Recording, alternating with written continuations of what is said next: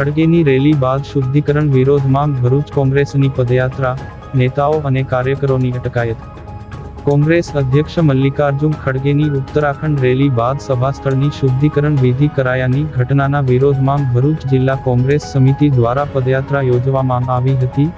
જિલ્લા કાર્યાલયથી શરૂ થયેલી આ માર્ચ રેલવે સ્ટેશન સ્થિત ડોક્ટર બાબા સાહેબ આંબેડકરની પ્રતિમા સુધી પહોંચી હતી, જ્યાં સૂત્રોચ્ચાર સાથે વિરોધ પ્રદર્શન કરાયું હતું।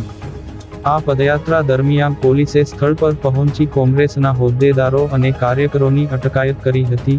પોલીસ કાર્યવાહી સામે રોષ વ્યક્ત કરતા ભરૂચ જિલ્લા કોંગ્રેસ પ્રમુખે આક્ષેપ કર્યો હતો કે પોલીસ તંત્ર ભાજપના ઇશારે અને દબાણ હેઠળ કામ કરી રહ્યું છે અને વિપક્ષના લોકશાહી તેમજ બંધારણીય અધિકારોને દબાવવા માટે આ કાર્યવાહી કરવામાં આવી છે।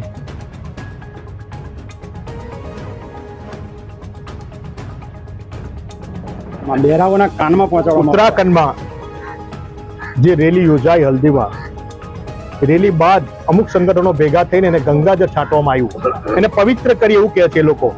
એટલા માટે કહે છે કે ભારતીય રાષ્ટ્રીય કોંગ્રેસના પ્રેસિડેન્ટ અમારા ખડગે સાહેબ એ રેલીને સંબોધતા હતા, એમના ગયા પછી ત્યાં ગંગાજળ છાંટવામાં આવ્યું ને આ કેન્દ્રની સરકાર ભારતીય જનતા પાર્ટી એને પ્રોત્સાહન સંગઠનોને આપી રહી છે।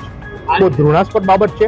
એના વિરોધમાં આજે અમે મારી જિલ્લા કોંગ્રેસ સમિતિથી બાબા સાહેબની પ્રતિમા સુધી ફુલાર કરી જય ભીમના નારા સાથે અમે કોંગ્રેસ સમિતિથી નીકળતો 100-200 મીટરમાં ભારતીય જનતા પાર્ટીના ઇશારે ભરૂચ પોલીસે અમારી ધરપકડ કરી। ખૂબ જ ઘૃણાસ્પદ બાબત હતી, કોઈ અડચણરૂપ નહોતું ટ્રાફિક કે કોઈને, છતાં પણ પરમિશનના એક બહાનું કાઢીને અમારી ધરપકડ કરવામાં આવી। અમે પોલીસ સ્ટેશન લાવવામાં આવેલા છે। આ દેશમાં કેમ એ દલિત હતા એટલા માટે? ખડગે સાહેબ હિન્દુ નતા? એક હિન્દુવાદના નામે આ સરકાર જે જ્ઞાતિના બટવારા કરી રહી છે, આ દેશના ભાગલા પાડી રહી છે, અને સખત શબ્દોમાં અમે વખોડીએ છીએ। અને આ ભારતીય જનતા પાર્ટી પાસે તમે શું આશા રાખી શકો? જે રામ ભગવાનના પણ ચંદા ચોરો છે, એમની પાસે આ દેશમાં કોઈ આશા રાખી શકાય પરિસ્થિતિ